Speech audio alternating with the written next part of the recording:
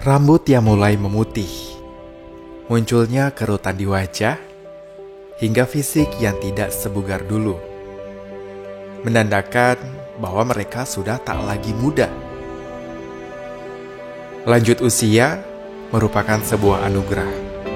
Menjadi tua dengan segenap keterbatasannya bukanlah aib.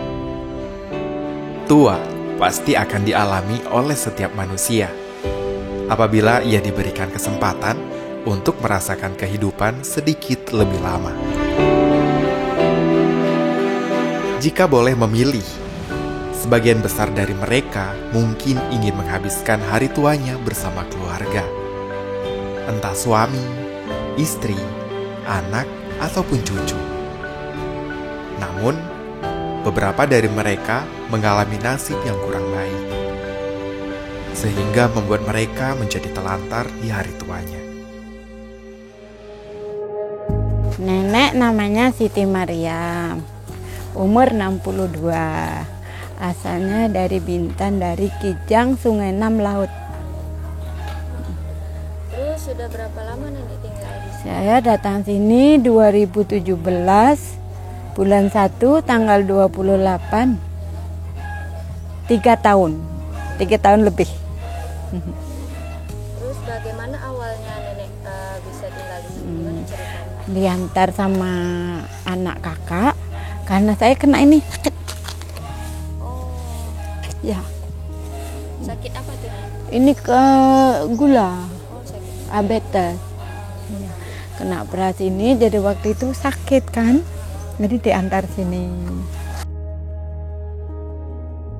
Nama kami Nek Juria. Sekarang kami tinggal di Bintan Penage. Kami numpang di tempat orang. Kami nggak ada siapa-siapa, Pak. Kami hidup sendiri. Saya tinggal di rumah bahagia udah 10 tahun. Umur saya 72 tahun. Saya lahir tahun 1948, tanggal 7 bulan 9. Di sana, di Penaga itu kami hidupnya susah, Pak. Sendirian, nggak ada yang ngurus saya di sini. Saya diurus sama pengurus-pengurus saya. Saya terima kasih sekali semuanya pada mengurus saya di sini. Siapa nama Atuk, Tok? Jalil, Jalil. Umur Atuk berapa? 7 lebih ya. Atuk tinggal mana sebelum tinggal di rumah bahagia? Tinggal di desa Bintan Kapur. Bintan Bekapur. Dekat mana tuh? Sana, gunung. Di bawah kaki gunung. Kaki gunung. Udah berapa lama Atuk di sini? 6 tahun. 6 tahun. Kenapa Atuk tak tinggal sama keluarga aja sana? Mana keluarga? Nggak keluarga. Saya Nek Sartima. Umur Iya. nenek? Umur saya 66. Saya asli Melayu. Di mana tuh rumah nenek mamanya? Di Tembeling. Tembeling. Tembeling, iya. Tembeling dekat mana, Nek? Dekat Kete Laut. Keter Laut. Iya, saya. Temen Nek, nenek di sini? Udah Coba cerita sama saya. kurang lebih 7 tahun lah saya di sini. 7 tahun. Iya. Kayak mana nenek bisa ke sini? Iya, gitulah. Karena tadi tuh kalau di rumah kan anak-anak pada kerja, cucu pada sekolah, otomatis saya sendiri di rumah. Nah, jadi saya pilihnya ke sini, bukan dari atas, dari dorongan anak, tidak. Saya sendiri yang mau sini, karena kawan di sini kan ramai. Lagi pengurus-pengurus kami perhatian dengan kami, gitu. Tapi anak-anak nenek perhatian sama nenek? Perhatian, sering kunjung ke sini anak saya, mau laki mau perempuan, sering kunjung ke sini, gitu. Berbagai macam kisah dan latar belakang yang menjadi alasan mereka hidup terpisah dari keluarga. Mulai dari keinginannya sendiri, karena kesulitan ekonomi, hingga faktor keluarga yang menyebabkan mereka memilih untuk menghabiskan masa tuanya di tempat ini.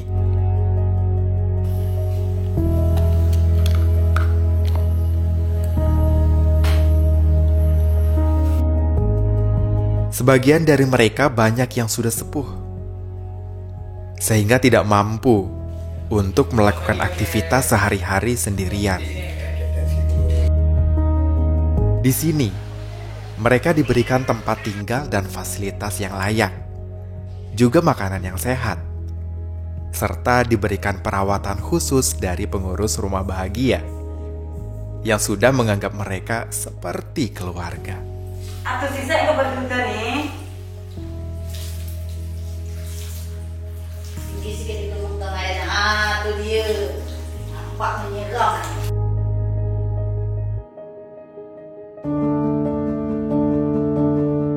Sekarang nih untuk mengurus orang ini adalah hati ya, hati yang berbicara ya. Saya rasa hati yang berbicara. Jadi bagaimana kita melapangkan hati untuk mereka, apalah hati mereka kalau mereka tidak bahagia. Nah, tidak mudah bagi kami untuk kakek dan nenek ketika mereka dalam keadaan yang membutuhkan sekali dengan kita. Kita harus berada di samping mereka. Terutama ketika mereka mengalami sakit yang parah, mereka harus didampingi, mereka harus istilahnya sampai akhir hayat mereka kita dampingi. Mudah-mudahan dengan izin Allah husnul khotimah, itu yang memang tujuan kami semuanya di sini. Rasanya ya, karena banyak ya yang udah kita jumpai nenek-nenek ini silih berganti. Silih berganti itu dia datang dan pergi tidak kembali lagi. Jadi sedihnya di saat-saat kami merawat dia, datang dengan kondisi yang luka kakinya, dengan kondisi yang kurang gizi, itu kita bagaimana perjuangan kita itu memberi permakanan itu supaya sehat. Alhamdulillah sejak kami lah berada di sini, yang kita tangani seperti itu memang kelihatan. Yang kurang gizi sehat, yang tadinya kaki udah mau diamputasi, alhamdulillah juga sehat. Dengan tidak terukur lah banyaknya mungkin perawat yang di sini melaksanakan, tapi dengan atas koordinasi kita bersama-sama lah bagaimana ini caranya. Terus lagi yang sedih juga kalau dia dirawat dengan tenaga pekerja yang kurang, ibaratnya kan kurang, kita hanya beberapa orang. Itu harus menjaga ke rumah sakit. Bergantian kita menjaga di rumah sakit. Itulah rasanya sedih karena tidak punya siapa-siapa.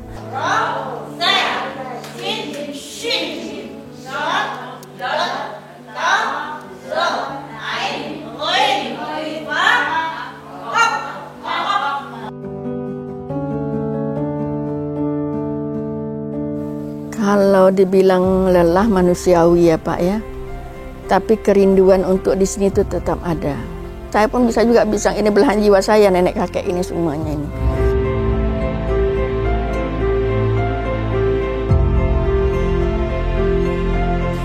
Dalam kesempatan yang ini, saya bersyukur kepada Allah. Bersyukur kepada Allah. Punya pemerintahan yang peduli kepada orang tua.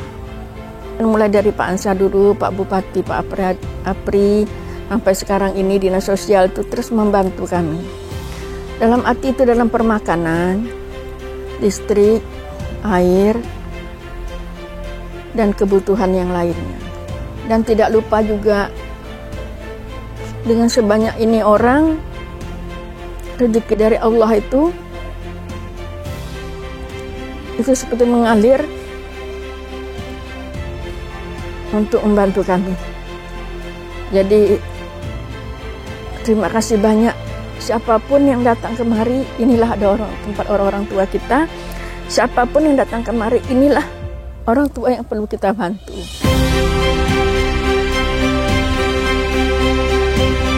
Harapan saya dengan rumah bahagia ini, kita menginspirasikan dengan para lansia yang berada di luar. Dengan di sini tertata, makan, minum, pakaian, pembelajaran, semua tertata. Jadi dengan adanya rumah bahagia ini kita berharap yang di luar sana juga keluarganya membina orang tuanya, itu menjaga orang tuanya tuh seperti yang kami laksanakan di rumah bahagia ini.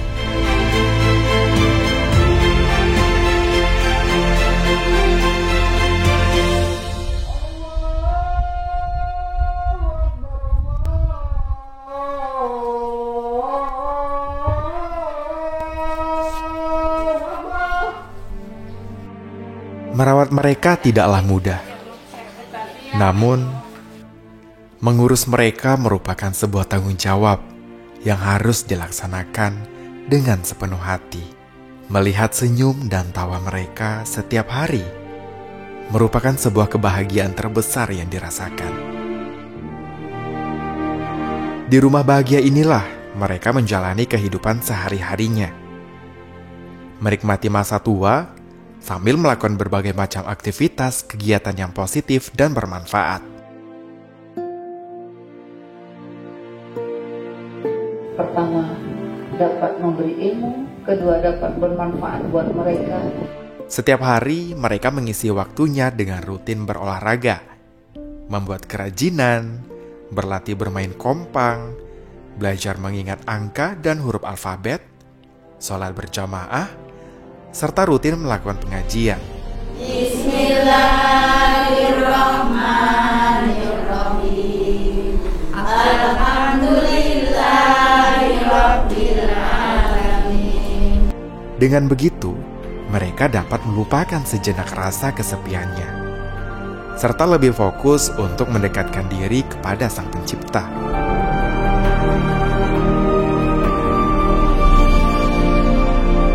Senang. Kenapa? Karena sini ya semua boleh lah, namanya pun rumah bahagia kan. Semuanya pokoknya cukup semua. Baik obatan, tak pernah telat. Sampai sekarang masih makan obat. Nah, kan habis, minta itu. Ini. Nah. Alhamdulillah, senang, saya bersyukur kepada Allah Subhanahu wa taala. Apa yang senangnya? Senangnya di sini tuh kita punya kamar sendiri. Lagi pengurus kita baik, sayang, perhatian. Tuh. Di sini banyak kawan nenek? Banyak. Nenek, kakek, pengurus, perawat, pekerja. Senang? Senang. Senang kenapa?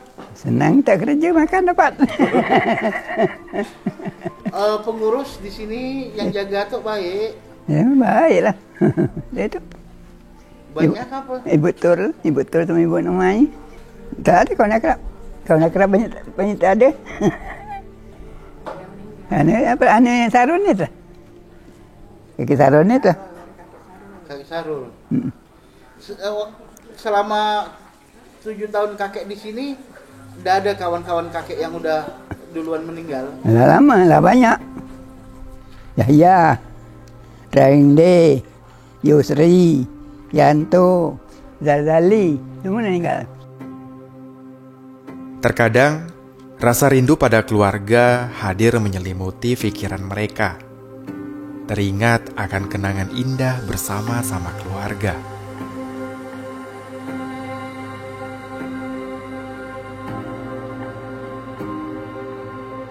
Namun, inilah kenyataan. Di tempat inilah mereka tinggal. Tempat di mana kebahagiaan dan sukacita selalu ada. Sebelumnya rumah bahagia ini kan kita tahu bahwa beliau merupakan rumah bahagia merupakan buah pikiran dari Pak Ansar Ahmad pada saat beliau menjadi bupati. Pada saat itu kami bersama Bu Dewi sebagai ketua LK3S, kita berembuk bagaimana tentang permasalahan sosial. Pada saat itu Bu Dewi menyampaikan sebagai ketua K3S, menyampaikan kepada kita bahwa ini ada tantangan nih dari Pak Ansar. Di Bintan tuh ada permasalahan, yaitu masalah lansia. Dia nampak ada, tapi keberadaannya tuh dianggap tidak ada. Nah, akhirnya kita rembuk dan kita dapati bahwa banyak lansia kita yang di luar sana harus kita jaga, kita lindungi. Nah, undang-undang udah mulai bahwa orang tua dan anak telantar itu dipelihara oleh negara. Itu kuncinya sampai Pak Ansar bilang, kalian bisa nggak untuk membuat satu konsep bagaimana adanya rumah jompo pada saat itu. Nah, dari beberapa kali pertemuan, rapat, kita Bu Dewi menyampaikan ke kita, ya sudah, kita buat rumah bahagia.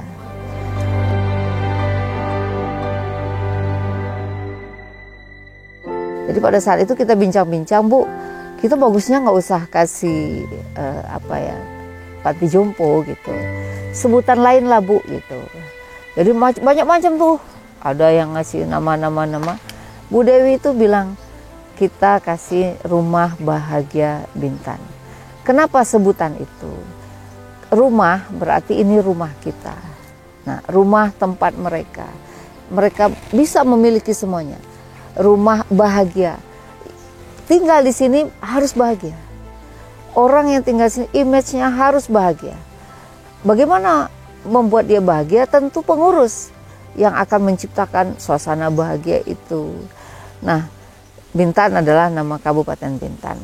Jadi kita sering nyebutnya RB, Rumah Bahagia. Dan berharap mudah-mudahan ke depan Rumah Bahagia akan terus memberikan manfaat buat kakek dan nenek kita di Rumah Bahagia. Ya, mudah-mudahan juga ke depan kita akan buat skopnya lebih luas. Kita berharap nanti Pak Ansar di provinsi bisa menjadikan Rumah Bahagia ini sebagai rumah rujukan Provinsi Kepulauan Riau. Karena kita tahu kewenangan dalam panti itu berada di provinsi. Tidak banyak yang mereka harapkan.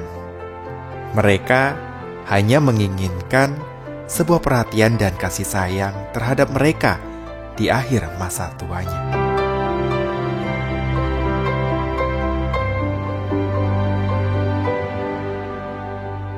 Saya bersyukur kepada Allah karena atas bimbingan Pak Ansar, adanya Pak Ansar membuat ini rumah untuk kami, sehingga kami bisa berteduh di sini. Terima kasih banyak kepada Bapak Ansar sudah ditaruhkan di sini di Rumah Bahagia, semua serba ada. Banyak terima kasih, bersyukur dengan Allah Subhanahu wa Ta'ala. Saya terima kasih sama Pak Ansar yang sudah membangun Rumah Bahagia ini buat tempat tinggal kami yang orang wafah tak punya siapa-siapa. Terima kasih pada Pak Ansar. Saya sama di sini tempat pelindungan. Pak Ansar kasih, saya mengasih Pak Ansar. Pak Ansar telah berjaya jadi gubernur. Yang cita-cita Pak Ansar telah tercapai. Itu aja saya.